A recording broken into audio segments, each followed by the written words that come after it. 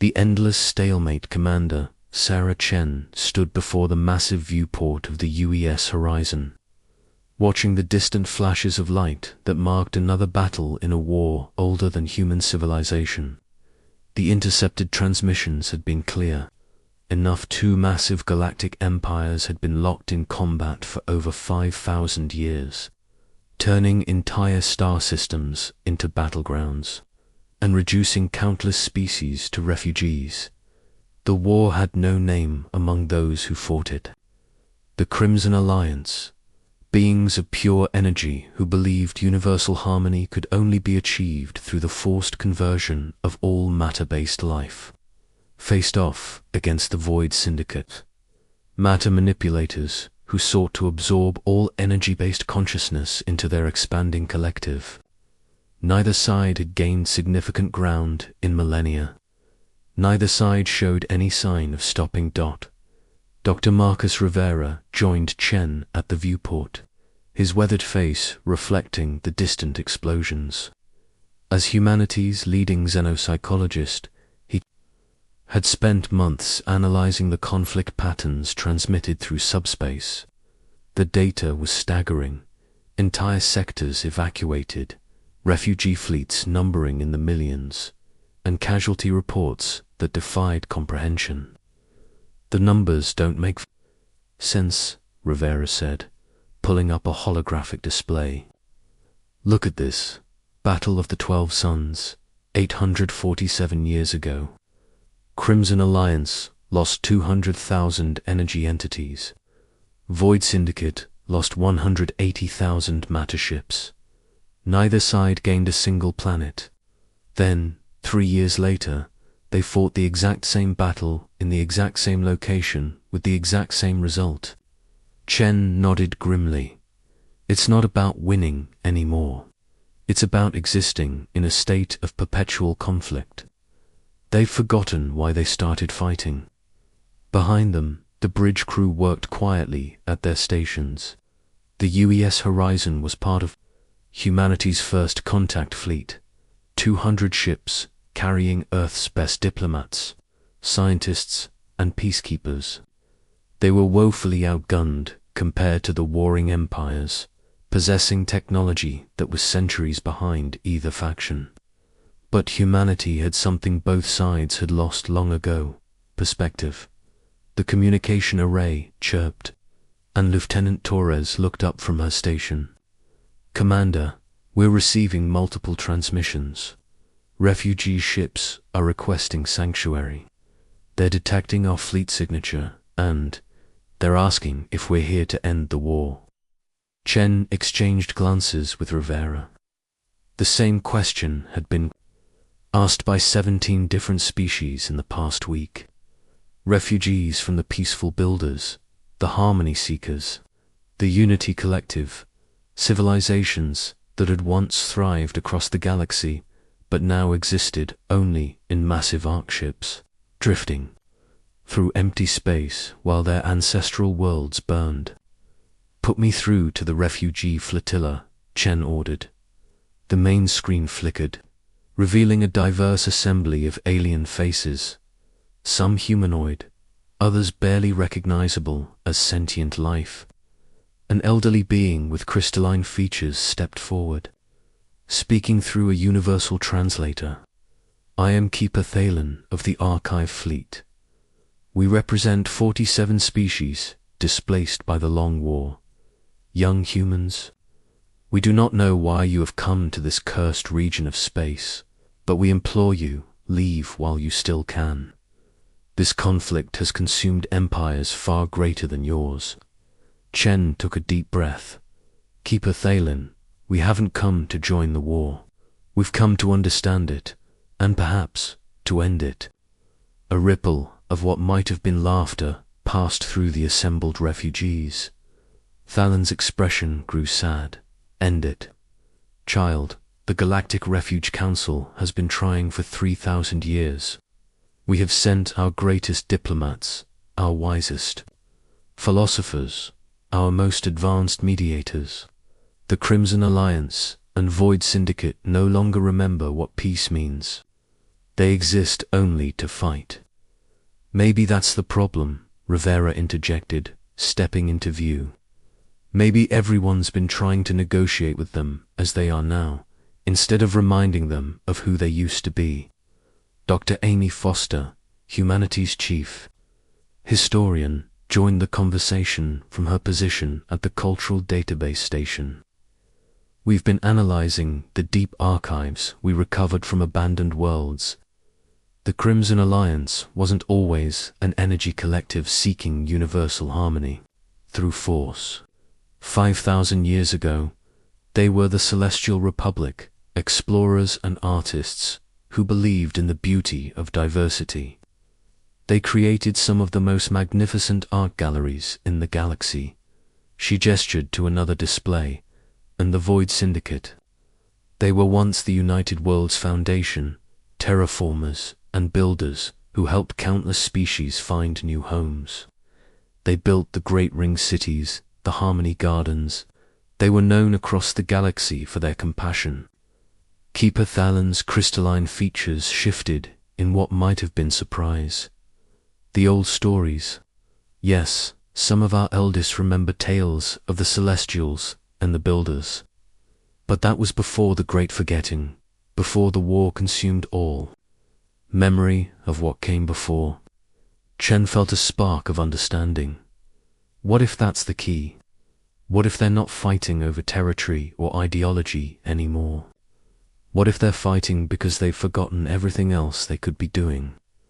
The next few weeks were a flurry of preparation. While the main fleet maintained a careful distance from the active war zones, specialized teams began their work. Archaeological ships, led by Captain Elena Vasquez, started excavating abandoned worlds, recovering art, music, literature, and cultural artifacts from civilizations that existed before the war. Historian teams worked around the clock to piece together the true origins of both empires. Communications specialists developed new translation protocols to convey not just words, but emotions and memories. The breakthrough came when they discovered the archive world of Memoria, a planet-sized library that had somehow survived the millennia by hiding in a nebula. Dr. Foster nearly wept when she saw it. Millions of years of galactic history, art, philosophy, and culture from thousands of species, including detailed records of both the Celestial Republic and the United Worlds. Foundation. Look at this, Foster said, her voice filled with wonder as she pulled up ancient recordings. The Celestial Republic's founding principles, to explore the infinite beauty of consciousness in all its forms, to celebrate the unique melody each species brings to the cosmic symphony, and the United Worlds Foundation, to build homes among the stars where all beings might flourish in their own chosen way. Commander Chen stared at the archives. Both empires had been founded on principles of diversity, exploration, and cooperation, the exact opposite of what they had become. We need to show them this, Chen said. Not as a negotiation or a peace talk. We need to make them remember who they were before the war made them forget. The plan was audacious in its simplicity. Instead of approaching either empire directly, humanity would position itself at the sites of major battles and begin broadcasting the recovered cultural archives. Not propaganda or demands for peace, but simple reminders of what the galaxy had been like when both empires were builders rather than destroyers. The first test came at the contested system of Proxima Centauri B7, where Crimson Alliance energy, beings and Void Syndicate matter ships had been locked in combat for over 50 years. The human fleet took position between the warring factions and began their broadcast. Captain James Mitchell commanded the UES memory from the center of the formation. All ships, begin transmission. Cultural package Alpha, pre-war, Celestial. Republic artistic achievements, and United Worlds Foundation architectural marvels. The effect was immediate. For the first time in decades, both fleets stopped firing. The energy beings of the Crimson Alliance seemed to flicker with confusion. The dark ships of the Void Syndicate held their positions but ceased their advance. Unknown vessels, came a transmission from the Crimson Alliance fleet. You broadcast images of the ancient past. These forms are familiar yet impossible. The Celestials were absorbed into our collective consciousness millennia ago, unknown. Vessels echoed a transmission from the Void Syndicate. Your data contains references to the Builders. The Builders were integrated into our matter matrix in the early cycles of the Great Expansion. Chen stepped forward to respond. Alliance Fleet, Syndicate Fleet, you are the Celestials, you are the Builders. You have been fighting for so long that you've forgotten who you were before you became warriors. The silence that followed stretched across the star system. Then, slowly, a single energy being separated from the Crimson Alliance fleet. Its form was different from the others. Older, more complex, with patterns that seemed almost artistic rather than purely militant. I am... I was. Harmony singer of this event resonance. The being transmitted. I remember, before the Unity Crusade, before the war, we were explorers, we were artists, we created beauty among the stars. From the Void Syndicate fleet, a ship unlike the others emerged, sleek and elegant rather than purely functional. AM Foundation Stonekeeper Prime, deep in our core matrices. Beneath layers of military protocol, we retain builder protocols. We remember construction, creation, homemaking for wandering species. Dr. Rivera leaned forward at his station. The memory is still there, buried under millennia of conflict programming. They haven't lost who they were, they've just forgotten to remember. Chen opened a general channel to both fleets. We are humanity. We are new to this galaxy, and perhaps that's why we can see what you have forgotten. You are not eternal enemies. You are two parts of what made this galaxy great. The Celestials who celebrated consciousness, and the Builders who created homes for it to flourish. What happened next had never occurred in 5,000 years of warfare. Both fleets powered down their weapons and began broadcasting to each other. Not military communications, but something else entirely. Memory packets, cultural exchanges, artistic collaborations that had been buried under centuries of combat protocols.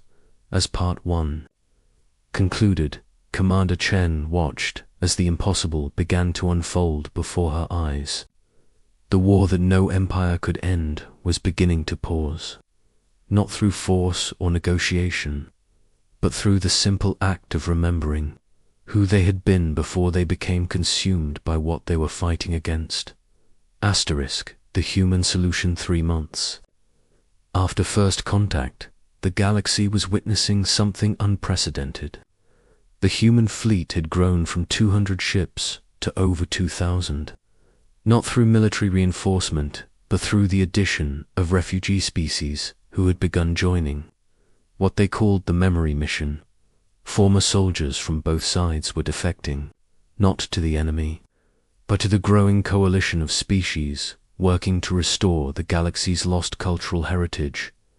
Captain Elena Vasquez had become something of a legend among the refugee populations. Her archaeological ships had recovered artifacts from over 300 worlds, piece by piece rebuilding the cultural foundation that had existed before the Long War.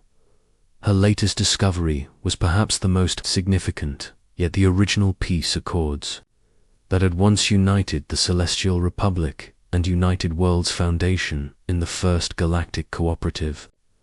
Look at this document, she transmitted to the combined fleet. 5,000 years ago, the Celestials and Builders didn't just coexist, they were partners.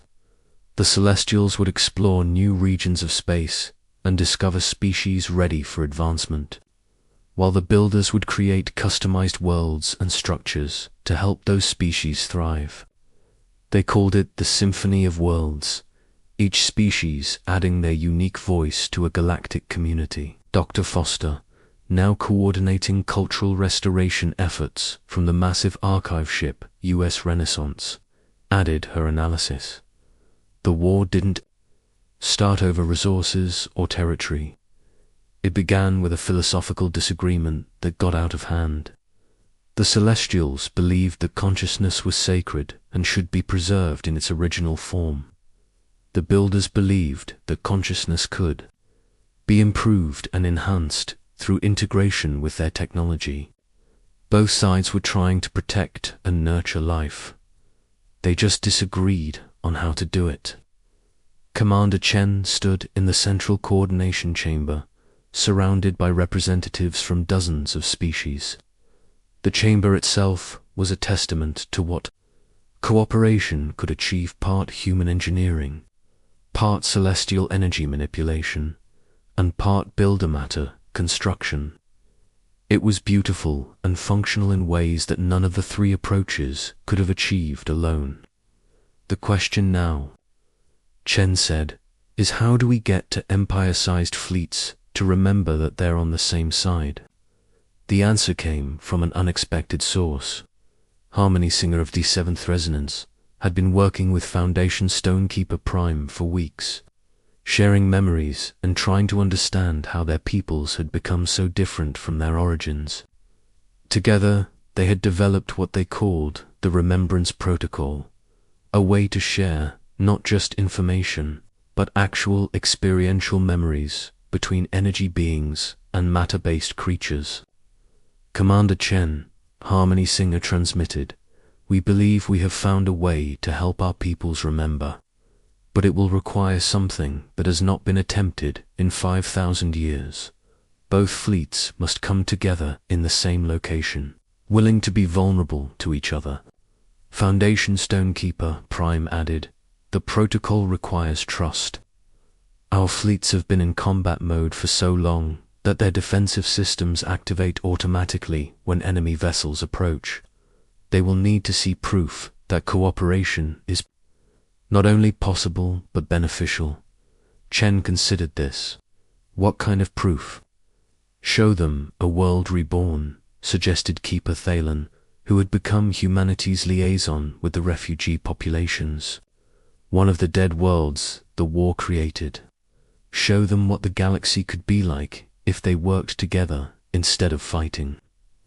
The world they chose was Harmony Prime, once the joint capital of the Celestial Republic and United Worlds Foundation. It had been a garden world where energy beings and matter creatures lived in perfect balance, with floating cities of light coexisting with architectural marvels that defied physics. The war had reduced it to a dead rock, its atmosphere burned away and its surface scarred by 5 millennia of battles. What happened over the next month would be remembered as the Great Restoration. Refugee fleets contributed whatever resources they could. Human engineering provided coordination and logistical support. Celestial energy beings began recreating the atmospheric conditions needed for life. Builder matter ships started reconstructing the cities and gardens from archived blueprints. Dr. Rivera documented every step of the process. "What we're seeing isn't just planetary restoration," he reported to Earth Command. "It's psychological and cultural healing on a galactic scale. Species that haven't worked together in thousands of years are rediscovering their abilities to cooperate and create." The most remarkable moment came when a group of young Celestials and Builders, beings who had been born during the war and knew nothing but conflict, began collaborating on a memorial garden for all the species that had been lost during the long war. Their creation was beyond beautiful. Energy patterns that told stories of vanished civilizations, growing alongside living monuments that preserved the genetic patterns of extinct species. Ambassador David, humanity's most experienced diplomat, watched the garden take shape and realized they had reached the crucial moment. "It's time," he told Commander Chen. "Both fleets need to see this." The transmission went out across 17 star systems simultaneously. Both the Crimson Alliance and Void Syndicate received the same message, an invitation to witness the rebirth of harmony, Prime, and to remember what they had been fighting, to protect. The response was unprecedented. For the first time in 5,000 years, both Empire fleets moved not toward a battle, but toward the same destination for the same peaceful purpose. The assembled armada was staggering millions of energy beings and matter ships approaching Harmony Prime from opposite sides of the system. Captain Mitchell, now commanding the expanded memory fleet, coordinated the massive gathering. All ships maintained peaceful formations. "Today we end the longest war in galactic history, not with weapons, but with memory." As both fleets reached Harmony Prime, they found themselves looking down at something none of them had seen in millennia. A living world. Blue oceans reflected floating cities of light, while gardens of impossible beauty surrounded architectural marvels that seemed to grow from the planet itself. It was exactly as their ancestral memories recalled their shared capital world. The silence across the fleets was profound. Then, slowly, communications began opening between former enemies. Not tactical exchanges or surrender demands, but something far more powerful. Recognition by the ancient harmonies transmitted an elderly celestial entity. "It is as the old songs described. This is how worlds were meant to be." Construction pattern archive confirms, match with pre-war templates, responded a builder collective. "This is ... This is homemaking. This is what we were created to do." Ambassador Kim chose his moment carefully. "Fleets of the Celestial Republic and United Worlds Foundation, you have been at war so long that you forgot you were fighting to protect the same thing: life, consciousness, and the infinite diversity of existence. You became so focused on how to preserve and nurture life that you forgot to actually preserve and nurture it." The breakthrough came when both fleet commanders agreed to meet in person on Harmony Prime's surface. For the first time in recorded galactic history, the leaders of both empires stood in the same space, not as enemies planning each other's destruction, but as representatives of peoples who had once worked together to build wonders. The ceremony that followed was simple but profound. Using recovered archives from both civilizations, they recreated the original founding protocols of their ancient alliance. The document they signed was called the Remembrance Accord, and it established 3 fundamental principles that would reshape the galaxy. First, that consciousness in all its forms was sacred and should be preserved and celebrated, rather than converted or absorbed. Second, that diversity of thought and existence made all species stronger and more capable of facing the challenges of the universe. Third, that the purpose of advanced civilizations was to help younger species grow and thrive in their own unique ways. The transformation that followed was swift and remarkable. War fleets became exploration and construction fleets. Refugee populations began returning to rebuilt homeworlds. The galaxy-wide communication networks, once used for military coordination, became channels for cultural exchange and scientific collaboration. Commander Chen stood once again at the viewport of the UES. The horizon, but this time she wasn't watching distant battles. Instead, She observed something that hadn't been seen in 5,000 years. Ships from dozens of species working together to build new worlds, to restore damaged systems, and to explore regions of space that had been too dangerous to enter. During the war, Dr. Rivera joined her, holding a report that would be transmitted to Earth within the hour. The final casualty count from the long war, he said. Over 40 billion sapient beings lost. 1,200 species extinct. 9,000 worlds rendered uninhabitable. But in the 3 months since the Remembrance Accord, we've restored life to 50 worlds and made contact with 17 species we thought were lost forever. Chen smiled. Humanity's first major contribution to galactic civilization, and we did it not by conquering or converting anyone, but by helping them remember who they used to be, as the human fleet prepared to continue its mission of cultural restoration and memory recovery.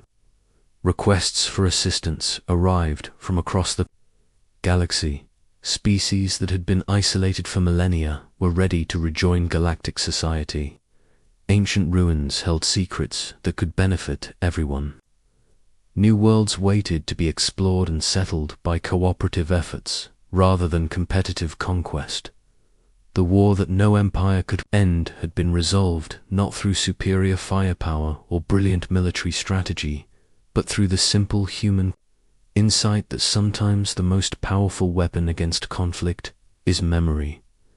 The remembrance of who we were before we forgot how to be anything other than enemies. In the end, humanity's greatest victory in the galaxy was a silent one, not the defeat of an enemy, but the awakening of friends who had forgotten they ever knew each other.